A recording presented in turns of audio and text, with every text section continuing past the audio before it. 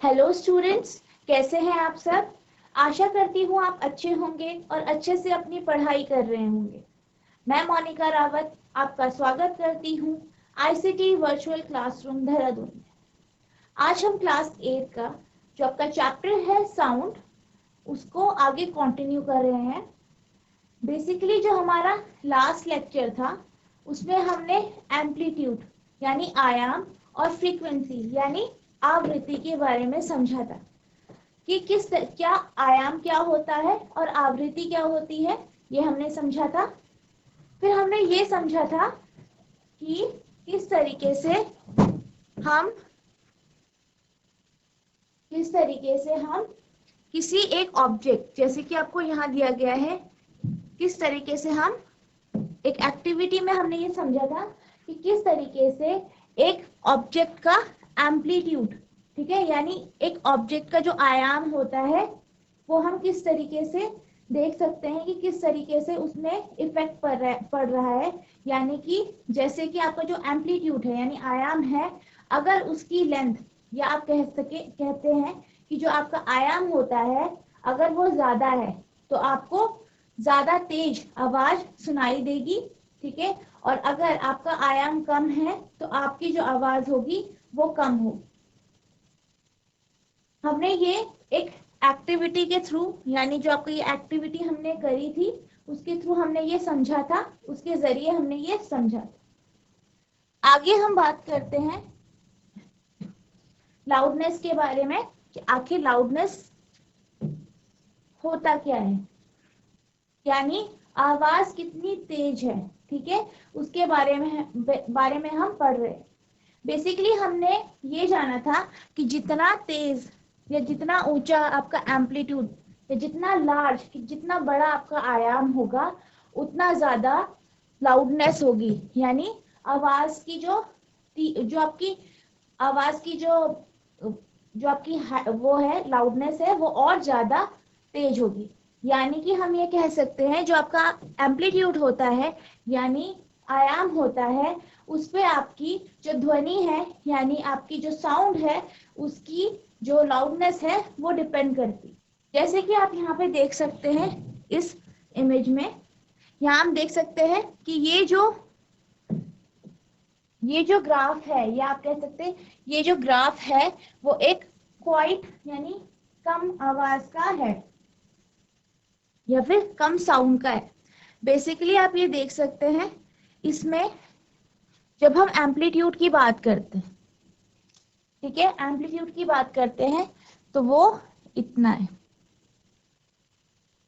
ठीक है। इससे हमें पता चलता है कि क्वाइट यानी जब आपकी आवाज कम है, यानी आपकी जब साउंड कम आ रही है तो उस समय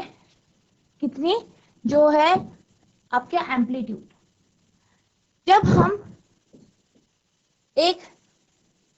लाउड आवाज की बात करते हैं, ठीक है, तो हम ये देखते हैं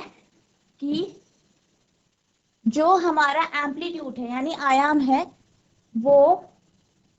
पहले, यानी जब आप क्वाइट की बात कर रहे थे यानी आवाज जब आपकी कम है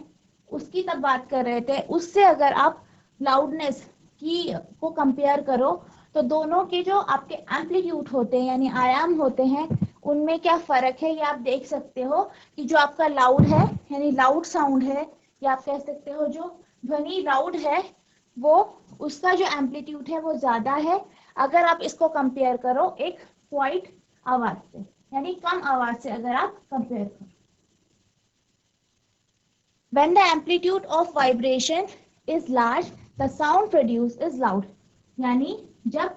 जो आपका कंपन होती है, ठीक है, वाइब्रेशन मतलब कंपन, जो आपकी कंपन होती है उसका अगर एम्पलीट्यूड यानी आयाम अगर ज्यादा है, ठीक है, जो आपकी कंपित वस्तु है, ठीक है, जहां से आपका साउंड या ध्वनि का उत्सर्जन हो रहा है या ध्वनि उत्पन्न हो रही है, जिस जिस ऑब्जेक्ट से या जिस कंपित वस्तुओं से, तो उसमें अगर एम्पलीट्यूड ज्यादा है यानी अगर वाइब्रेशन या कंपन का जो एम्पलीट्यूड है यानी आयाम अगर ज्यादा है तो जो आपकी साउंड प्रोड्यूस होगी यानी जो आपकी ध्वनि उत्पन्न होगी वो भी ज्यादा होगी। When the amplitude is small, यानी जब आपका आयाम कम होगा तो आपकी जो ध्वनि जो उत्पन्न होगी वो फीबल यानी बहुत कम होगी। ठीक है, तो इससे हमें ये समझ में आया कि किस तरीके से आपका जो आवाज या कह सकते ध्वनि जो है, ठीक है, साउंड है, उसकी जो लाउडनेस है, ठीक है, लाउडनेस है वो किस तरीके से उसके आयाम यानी कि उसके एम्पलीट्यूड पे डिपेंड करती है। यानी जितना लंबा आयाम होगा या जितना बड़ा आपका आयाम या एम्पलीट्यूड होगा उतनी ज्यादा तेज आपको आवाज सुनाई देगी। जितना कम आयाम होगा या कह सकते हैं जितना कम एम्पलीट्यूड होगा उतनी कम आपको आवाज या ध्वनि सुनाई देगी। अब हम चलते हैं आगे। अब जो आपकी फ्रीक्वेंसी होती है, फ्रीक्वेंसी मतलब हमने समझा था, फ्रीक्वेंसी मतलब होता है आपकी आवृत्ति, यानी एक सेकंड में कोई भी, जैसे कोई भी आपका ऑसिलेशन है या कोई साइकिल है वो कितनी बार कंप्लीट हो रही है। बेसिकली जो आपकी जो फ्रीक्वेंसी होती है वो क्या बताती है, किसी ध्वनि का, किसी आवाज का या ध्वनि की श्रिलनेस, यानी कि वो कितनी तीखी है, वो आवाज या वो ध्वनि कितनी तीखी है और उसकी पिच, ठीक है, जो उसकी पिच है, ठीक है, वो कितनी है। ये जो आपकी फ्रीक्वेंसी यानी जिसे आप आवृत्ति कहते हैं, ठीक है, ये बताती है कि जो आपकी फ्रीक्वेंसी ये दिखाती है कि कोई आवाज कितनी तीखी है, ठीक है, ये हमें ये बतलाती है। तो बेसिकली हमने जैसे पढ़ा था, क्या पढ़ा था हमने, फ्रीक्वेंसी पढ़ी थी। फ्रीक्वेंसी हमने पढ़ा था पर सेकंड में कितने ऑसिलेशन कंप्लीट हो रहे हैं, ठीक है, कितने ऑसिलेशन एक सेकंड में कंप्लीट हो रहे हैं, तो वो हमारी क्या होती है, फ्रीक्वेंसी, यानी एक सेकंड में कितनी साइकिल्स कंप्लीट हो रही है वो हमारी फ्रीक्वेंसी हो रही है। अगर किसी भी कंपित वस्तु या वाइब्रेटिंग जो आपकी ऑब्जेक्ट है उसकी अगर फ्रीक्वेंसी क्या होगी, फ्रीक्वेंसी ऑफ वाइब्रेशन, ठीक है, जो उसकी आवृत्ति है, कंपित वस्तुओं की जो आवृत्ति है वो अगर ज्यादा होगी तो हम ये कह सकते हैं कि जो आवाज है या ध्वनि है वो श्रिल होगी या फिर ज्यादा पिच की होगी। ठीक है, यानी कि जो अगर किसी भी कंपित वस्तु की जो फ्रीक्वेंसी है, ठीक है, यानी आवृत्ति है, अगर वो ज्यादा है तो वो आवाज हमें तीखी सुनाई देगी, यानी बहुत ही श्रिल तीखी आवाज हमें सुनाई देगी, या हम कह सकते हैं कि उस ध्वनि का जो पिच होगा वो ज्यादा होगा। फिर हमारे पास है द फ्रीक्वेंसी ऑफ वाइब्रेशन, यानी जो वाइब्रेशन की फ्रीक्वेंसी है, यानी जो कंपित वस्तु है उसकी फ्रीक्वेंसी अगर कम है, जैसे कि हमने पहले देखा कि अगर ज्यादा होगी तो आवाज क्या होगी, तीखी होगी। लेकिन अगर जो आपकी फ्रीक्वेंसी है या आवृत्ति है कंपित वस्तुओं की वो अगर कम है, ठीक है, अगर वो कम है तो जो आपकी आवाज आएगी वो कम पिच की आएगी, यानी कि आपकी आवाज फ्लैट आएगी, ठीक है, तीखी आवाज नहीं आएगी, फ्लैट आवाज आएगी। तो इससे हमें ये पता चला किस तरीके से आपकी जो फ्रीक्वेंसी होती है यानी आवृत्ति होती है किसी कंपित वस्तु की, वो किस तरीके से आपकी ध्वनि को प्रभावित करती है या उस पर इफेक्ट डालती है। आपने देखा होगा कि जो विमेन्स होती है यानी जो औरतें होती हैं उनकी जो आवाज होती है वो ज्यादा फ्रीक्वेंसी की यानी ज्यादा आवृत्ति की होती है, यानी वो कैसी होती, तीखी होती है अगर हम किसी आदमी की आवाज से उसको कंपेयर करें। इसके कुछ एग्जाम्पल्स हम यहाँ देख सकते हैं, जैसे कि आप पहली फिगर में देख सकते हैं कि ये बच्चा क्या है, एक ड्रम बजा रहा है। तो बेसिकली जो ड्रम होता है आप जानते हैं कि ड्रम का क्या होता है, ये एक मेम्ब्रेन होता है, ठीक है, इसे क्या बोलते हैं, ये मेम्ब्रेन होता है जिसपे ड्रम को हिट करके, ठीक है, यहाँ से क्या होता है, जो आपकी मेम्ब्रेन होती है जब हम हिट करते हैं, मेम्ब्रेन जो होती है ये क्या करती है, वाइब्रेट करती है, यानी कांपती है, हम इसे कंपित करते हैं, जिस कारण हम इस जो ये ड्रम है इससे आपको ध्वनि जो होती है आपकी ध्वनि सुनाई देती है। तो जब आप किसी ड्रम को बजाते हैं तो आपने सुना होगा उसकी जो ध्वनि होती है वो फ्लैट होती है, यानी वो तीखी नहीं होती, वो फ्लैट होती है। वो इसलिए होती है क्योंकि उसका मेम्ब्रेन है वो क्या करता है, वाइब्रेट करता है। लेकिन उसका जो वाइब्रेशन होता है, ठीक है, उसका जो वाइब्रेशन होता है उसकी जो फ्रीक्वेंसी होती है, यानी जो उसकी कंपन की आवृत्ति होती है वो कम होती है, जिस कारण हमें ड्रम की आवाज फ्लैट सुनाई देती है। वहीं जब हम बात करते हैं, अगर हम किसी सीटी को बजाते हैं, ठीक है, किसी सीटी को बजाते हैं तो हमने ये सुना होगा या आपने ये देखा होगा, जो सीटी की आवाज होती है वो तीखी होती है, यानी उसमें तीक्ष्णता होती है, यानी उसकी जो फ्रीक्वेंसी है यानी आवृत्ति है, जो आपकी सीटी है उसकी आवृत्ति है वो जो क्या है, वो बहुत ज्यादा है, जिस कारण उसकी जो आवाज है वो हमें कैसे सुनाई देती है, श्रिल सुनाई देती है, या कह सकते हैं आप ज्यादा पिच की उसकी आवाज होती है। आशा करती हूँ आपको इतना समझ में आया होगा। अब हम बात करते हैं ऑडिबल और इनऑडिबल साउंड। ऑडिबल मीन श्रव्य और इनऑडिबल मीन्स अश्रव्य, यानी ऐसी ध्वनियां जो आपको सुनाई दे सकती है या आपको नहीं सुनाई देती है। ये ऐसी ध्वनियों के बारे में हम अब बात करें। ऑडिबल मतलब आपको जो ध्वनियां सुनाई देती है, ठीक है, जिसे आप सुन सकते हो, और इनऑडिबल साउंड्स यानी जिन्हें आप नहीं सुन सकते। हम ये जानते हैं या आपने ये कहीं पढ़ा होगा या पिछली क्लासेस में पढ़ा होगा कि जो ह्यूमन एयर होता है, यानी जो मानव का कान होता है, ठीक है, जो कान होता है वो 20 हर्ट्ज यानी 20 हर्ट्ज से 20,000 हर्ट्ज यानी 20 किलो हर्ट्ज तक, ठीक है, 20 हर्ट्ज से 20 किलो हर्ट्ज तक की ध्वनि सुन सकता है। ऐसी ध्वनियां जो कि 20 हर्ट्ज से 20,000 हर्ट्ज, या आप कह सकते हैं 20 हर्ट्ज से 20 किलो हर्ट्ज तक की जो ध्वनियां होती है, जिसे एक इंसान सुन सकता है या हम ह्यूमन बीइंग्स हम सुन सकते हैं, इस रेंज को हम क्या बोलते हैं, इस रेंज की जो हमारी ध्वनियां होती हैं उनको हम ऑडिबल साउंड्स कहते हैं। यानी ये इस बीच की जो ध्वनियां होंगी, जिन ध्वनियों की आवृत्ति इसके बीच में, या आप कह सकते हैं जिनकी फ्रीक्वेंसी इस जो आपका ये बैंड है इसके बीच में होगी, वो हमें सुनाई देंगी।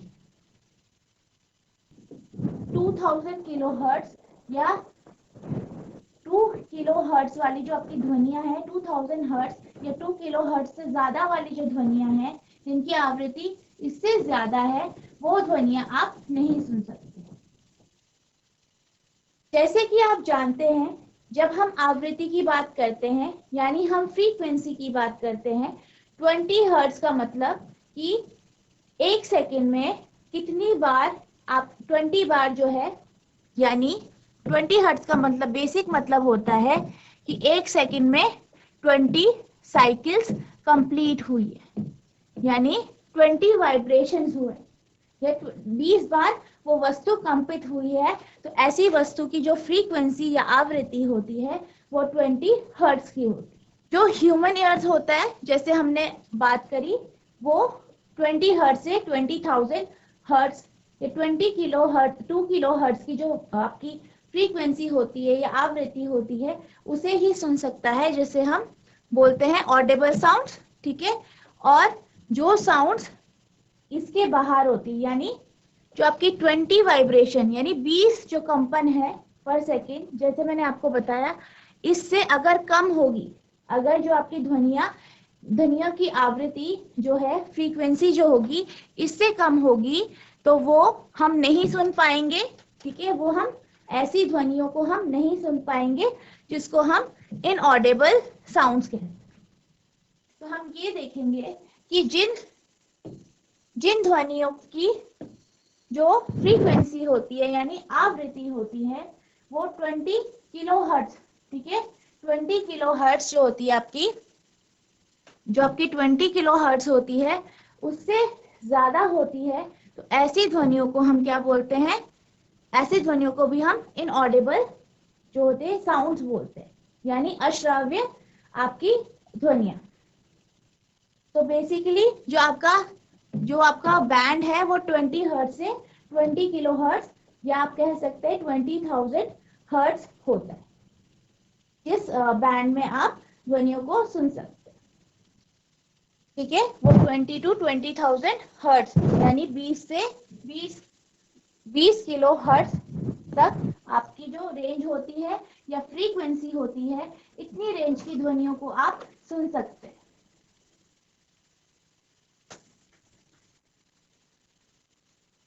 अब हम बात करते हैं ऐसी ध्वनियों की जो कि ज्यादा होती हैं, जिससे आपकी 20,000 हर्ट्ज से या आप कह सकते हैं 20 किलो हर्ट्ज से जो ध्वनियां ज्यादा होती है। ठीक है, हमारे जो कान है ऐसी ध्वनियों को सुन नहीं सकते, लेकिन कुछ ऐसे जानवर होते हैं या कुछ ऐसे एनिमल्स होते हैं जो इन ध्वनियों को, इन साउंड जो ये बैंड की साउंड है उनको सुन सकते हैं, यानी 20 किलो हर्ट्ज से ज्यादा की जो ध्वनियां हैं या आवाजें हैं उन्हें सुन सकते हैं। जैसे कि आपके डॉग्स होते हैं, ठीक है, आपकी व्हेल होती है, व्हेल मछली होती है, ये जो जानवर होते हैं ये इन ध्वनियों को सुन सकते हैं। जो आपके डॉग्स होते हैं, ठीक है, उनकी ये इस एबिलिटी के कारण जो पुलिस है वो क्या करती है, हाई फ्रीक्वेंसी की साउंड्स प्रोड्यूस करती है। ठीक है, सीटी बजाती है, साउंड्स प्रोड्यूस करती है, जिसे सिर्फ जो आपके डॉग्स होते हैं वही सुन सकते हैं, जो इंसान है वो उसे सुन नहीं सकते, क्योंकि जो फ्रीक्वेंसी होती है इन विसल्स की या इन सीटियों की वो ज्यादा होती है 20 किलो हर्ट्ज से। आई होप आपको समझ में आया होगा। इसी तरीके से आपने सुना होगा अल्ट्रासाउंड। ठीक है, अल्ट्रासाउंड एक इक्विपमेंट होता है जो कि हम मेडिसिन में या मेडिकल पर्पस के लिए यूज करते हैं, ताकि हमें जो मेडिकल प्रॉब्लम्स हैं, ठीक है, बॉडी के अंदर जो भी मेडिकल प्रॉब्लम्स हैं, जो भी दिक्कतें हैं, उनका पता चल सके। जो आपकी अल्ट्रासाउंड इक्विपमेंट्स होते हैं, ये अल्ट्रासाउंड की जो मशीन्स होती हैं, उनमें भी जो फ्रीक्वेंसी जिसका हम यूज करते हैं वो भी 20,000 हर्ट्ज या आप कह सकते हैं 20 किलो हर्ट्ज की से ज्यादा की फ्रीक्वेंसी का ही हम प्रयोग करते हैं। आई होप आपको जो आपकी हायर फ्रीक्वेंसी है यानी ज्यादा आवृत्ति वाली साउंड है जो कि 20 किलो हर्ट्ज से ज्यादा है, उनकी उपयोगिता या उनका जो एप्लीकेशन है वो आपको समझ में आया होगा। अब हम बात करते हैं नॉइस और म्यूजिक, यानी शोर और संगीत। आप इसको इस तरीके से समझ सकते हैं, अगर आप किसी बाजार में जाते हैं, ठीक है, बाजार जाते हैं तो आपको अलग अलग तरीके की आवाजें सुनाई देती है, जो कि बहुत आपको जो अच्छी नहीं लगती है या आपको बहुत ही शोरगुल सा लगता है, ऐसी आवाजों को हम शोर कहते हैं। यानी ऐसी जो आपकी ध्वनियां होती है जिनको सुन के आपको अच्छा महसूस नहीं होता है, उसको हम बेसिकली शोर कहते हैं। ऐसी ध्वनियां आपकी जो आपके एम्पलीफायर्स होते हैं, ठीक है, या आपके ट्रैफिक होती है, ट्रैफिक के टाइम में आप सुन सकते हैं, गाड़ियों के जो हॉर्न होते हैं उनसे इस तरीके की साउंड निकलती है जो आपको अच्छी नहीं लगती है या आप जिनको सुनना पसंद नहीं कर पाते। वहीं हम जब बात करें संगीत या फिर म्यूजिक की जब हम बात करते हैं, तो ये ऐसी ध्वनियां होती हैं जिनको सुन के आपको बहुत अच्छा महसूस हो, यानी ये आपको एक रिलैक्स मोड में डालती है, ठीक है, या फिर आपको अच्छा महसूस कराती है। बेसिकली मोस्टली जो ये साउंड होती है, ये ध्वनि होती है, जो आप ये म्यूजिक की जो ध्वनियां होती हैं, ये आप म्यूजिकल इंस्ट्रूमेंट,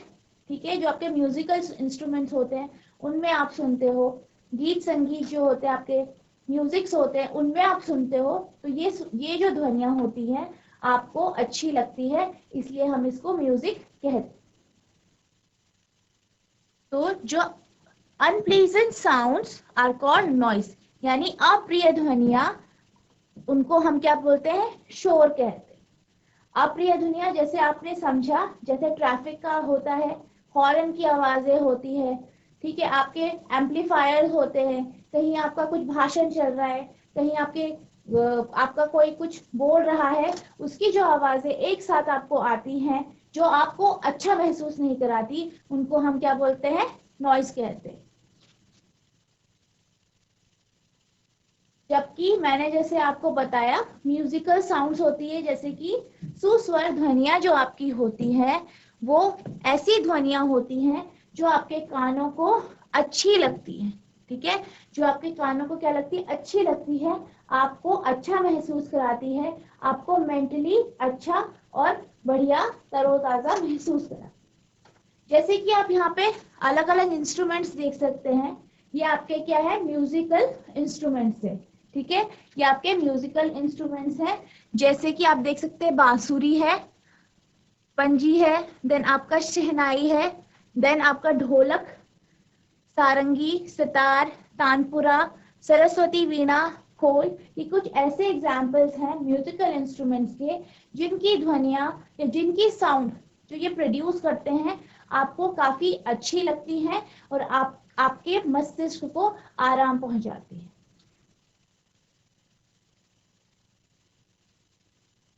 अभी हमने बात करी नॉइस की, यानी हमने किसकी बात करी?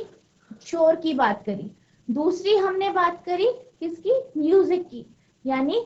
आपने संगीत की बात करी या सुस्वर ध्वनियों की बात करी, ऐसी साउंड्स या ऐसी ध्वनियां जो अच्छी लगती हैं। अब हम ये जानते हैं कि जैसे शोर होता है, ठीक है, जो आपका शोर होता है यानी जो आपका नॉइस होता है वो जब आपके वातावरण में फैलता है या आपके वातावरण में होता है तो आपको अच्छा महसूस नहीं होता है। बेसिकली जिस तरीके से जब हम एयर पोल्यूशन यानी वायु प्रदूषण की बात करते हैं, आपने ये टर्म पढ़ी होगी जिसे हम एयर पोल्यूशन कहते हैं, यानी वायु प्रदूषण। आपने ये टर्म पढ़ी होगी जिसे हम वायु प्रदूषण कहते हैं। बेसिकली वायु प्रदूषण हम किसे कहते हैं? वायु प्रदूषण हम तब कहते हैं जब जो आपकी अनवांटेड एयर है या अनवांटेड चीजें, जैसे अनवांटेड एयर हो गया, स्मोक हो गया, ठीक है, अवांछित जो आपकी एयर होगी, हवा होगी, इस तरीके की हवा जैसे कार्बन डाइऑक्साइड हो गई, कार्बन मोनोऑक्साइड होगी, ऐसी हवाएं जब आपके वातावरण में ज्यादा मात्रा में हो जाती है, किसकी वजह से? आपकी गाड़ियों के धुओं की वजह से, ठीक है, आपकी फैक्ट्रियों की जो चिमनियां हैं उससे धुएं निकल रहे हैं, उनकी वजह से क्या होता है? वायु प्रदूषण होता है, यानी जो आपकी एयर है वो खराब होती है। पर जब हम नॉइस पोल्यूशन की बात करते हैं यानी ध्वनि प्रदूषण की जब हम बात करते हैं तो हम कहते हैं कि जो हमारा वातावरण है, ठीक है, जो हमारा सराउंडिंग है, हमारा एनवायरनमेंट है, उसमें जब जो ज्यादा अवांछित ध्वनियां यानी ऐसी आवाजें जो कि अनवांटेड होती है, बेसिकली किस तरीके की आवाजें? जैसे कि शोर की आवाजें यानी नॉइस, ठीक है, जैसे नॉइस हो गया, इस तरीके की आवाजें जो होती हैं, ठीक है, जो शोर गुल की आवाजें होती है, इनसे क्या होता है? हमारा जो वातावरण है या हमारा सराउंडिंग है या आप कह सकते हैं जो हमारा एनवायरनमेंट है, उसमें जब इस ऐसे तरीके की आवाजें आती हैं या आपको सुनाई देती हैं तो वो क्या करती हैं? ध्वनि प्रदूषण या नॉइस पोल्यूशन करती हैं। आप जानते हैं कि इस तरीके की आवाजें आपको गाड़ियों के हॉर्न या आपके मशीन्स जो होते हैं, इक्विपमेंट, जैसे कि आपकी कोई मशीन है उसके चलने की आवाज, उसकी वजह से, आपके हॉर्न्स की वजह से, आपके जो एम्पलीफायर्स होते हैं, ठीक है, एम्पलीफायर्स होते हैं, जैसे कोई भाषण दे रहा है तो एम्पलीफायर लगाया जाता है, उसकी वजह से, ठीक है, टीवी की आवाजें, इस तरीके की आवाजें क्या होती है? अनवांटेड साउंड होती है, यानी अवांछित ध्वनियां होती है। इन्हीं ध्वनियों की वजह से आपका साउंड पोल्यूशन होता है, या आप कह सकते हैं नॉइस पोल्यूशन आपका होता है, या ध्वनि प्रदूषण आपका होता है। आई होप आपको ये कॉन्सेप्ट समझ में आया होगा कि ध्वनि प्रदूषण आखिर होता क्या है। जैसे कि हम जानते हैं कि हम अलग अलग प्रकार के प्रदूषण पढ़ते हैं, ठीक है, अलग अलग तरीके के, अलग अलग तरह के हम प्रदूषण पढ़ते हैं, और हम ये समझते हैं कि ये प्रदूषण इसलिए है क्योंकि ये हमारी बॉडी या हमारे शरीर को प्रभावित करते हैं, यानी इनसे हमें क्या होता है, इफेक्ट होता है नेगेटिव वे में। इसी तरीके से जो आपकी ध्वनि प्रदूषण होता है या नॉइस पोल्यूशन होता है, इसके भी कुछ हार्म्स होते हैं, यानी कुछ हानियां होती हैं। बेसिकली अगर आप नॉइस पोल्यूशन, जैसे कि आप सोचे कि आप अगर आपके घर के पास अगर डेली कोई आवाज सुनाई दे रही है, या किसी एम्पलीफायर से आ रही है बहुत तेज तेज आवाजें, या किसी गाड़ियों की चलने की आवाजें आ रही हैं, तो आपको कैसा महसूस होगा? आपको बहुत ही खराब महसूस होगा, आप फ्रेश सा महसूस नहीं करेंगे, आपके माइंड में भी कुछ स्ट्रेस या आप कह सकते तनाव रहेगा। तो कहीं ना कहीं जो आपकी वो जो आवाजें जो आप सुन रहे हो रोज, उनसे आपके शरीर को या आपके जो माइंड है उसको कुछ ना कुछ फर्क पड़ रहा है या इफेक्ट पड़ रहा है, जिससे इस कारण आपका क्या होगा, मन किसी भी काम में नहीं लगेगा, क्योंकि आप मेंटली आप स्वस्थ नहीं है, या आपके जो मस्तिष्क में जो आपका जो माइंड है उस पे क्या है, स्ट्रेस है। तो इस वजह से आप किसी भी कार्य को या किसी भी काम को या खुश भी महसूस भी नहीं कर पाएंगे। इसी तरीके से हम कुछ जो आपके ध्वनि प्रदूषण है या नॉइस पोल्यूशन है, उनके कुछ हार्म्स या जिसे कहते हैं हानियां, उनको हम समझते हैं। बेसिकली अगर आप ध्वनि प्रदूषण या नॉइस पोल्यूशन के अगर आप उससे एक्सपोज होते हो, यानी आपके चारों तरफ ध्वनि प्रदूषण बहुत ज्यादा होता है, इस ध्वनि प्रदूषण के कारण आपको लैक ऑफ स्लीप यानी अनिद्रा, यानी आपको नींद आने में दिक्कत हो सकती है। ये बेसिकली इसलिए हो सकता है क्योंकि ध्वनियां सुन के या जो आपकी नॉइस पोल्यूशन से आपको बहुत ज्यादा स्ट्रेस होगा, जिस कारण आपको नींद आने में दिक्कत हो सकती है। Then hypertension, high blood pressure, यानी जो आपका उच्च रक्तचाप होता है, यानी आपको हाई बीपी, इसकी प्रॉब्लम हो सकती है, ठीक है। नेक्स्ट आपका एनेक्साइटी यानी चिंता, आपको बहुत चिंता हो सकती है। बेसिकली क्या होगा, आपका मन ठीक नहीं रहेगा क्योंकि आप नॉइस पोल्यूशन के एक्सपोजर में हैं, या आप दिन रात आवाजें सुन रहे हैं जो कि अच्छी नहीं है। इस कारण आपको चिंता, उच्च रक्तचाप यानी हाइपरटेंशन या हाई ब्लड प्रेशर, आप कह सकते हो लैक ऑफ स्लीप, या जिसे अनिद्रा कहते हैं, इस तरीके के प्रॉब्लम आपको महसूस हो सकते हैं। इससे आपका मेंटल प्रॉब्लम आपको हो सकती है। अगर हम लगातार इस तरीके के जो लाउड साउंड है, यानी प्रबल जो ध्वनियां हैं, ठीक है, इस तरीके के लाउड साउंड या प्रबल ध्वनियों को हम अगर लगातार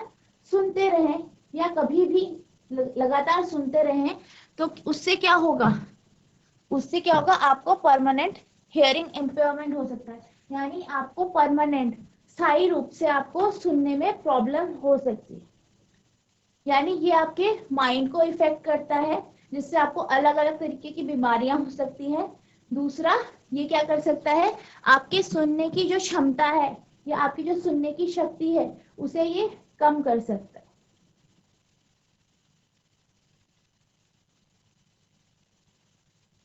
इस तरीके से हम ये कह सकते हैं कि हमने बहुत सारे नॉइस पोल्यूशन जो आपके हैं उसके इफेक्ट देखे या उसके प्रभाव देखे कि किस तरीके से वो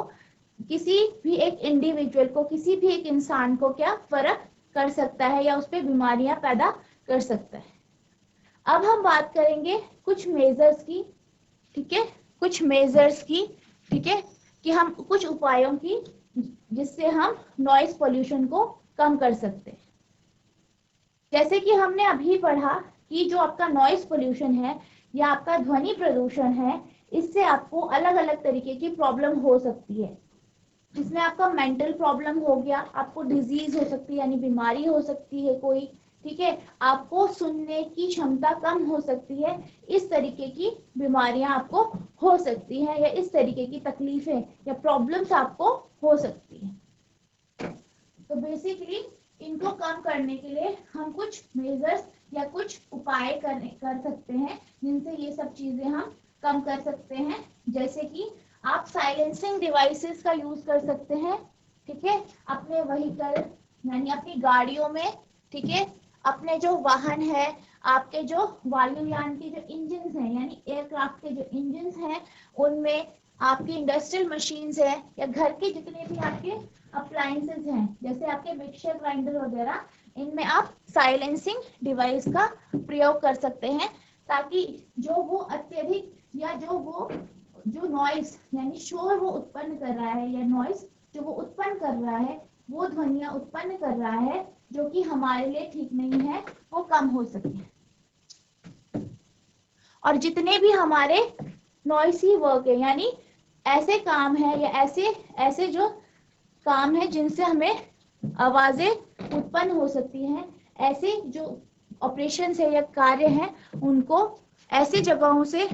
दूर करना चाहिए जो कि घर के आसपास के इलाके जो होते हैं यानी रेजिडेंशियल एरिया होते हैं यानी आवासीय क्षेत्र जहां लोग रहते हैं, ऐसी जगहों से ऐसे जो काम है या इस तरीके की जो ऑपरेशंस हैं उनको दूर रखना चाहिए, ताकि लोगों का नॉइज से एक्सपोजर कम हो। आई होप आपको ये समझ में आया होगा। आई होप आपको ये कॉन्सेप्ट्स जो हमने हानियां और नुकसान देखे किसके, नॉइस पोल्यूशन के, और हम इसे किस तरीके से कम कर सकते हैं, ये आपने समझा। आई होप आपको ये समझ में आया होगा। आशा करती हूँ आपने जो मेन टॉपिक्स हैं या मेन जो इम्पोर्टेंट चीजें हैं उसे नोट डाउन किया होगा। आज के लिए इतना ही, मिलते हैं नेक्स्ट सेशन में। Thank you and have a nice day.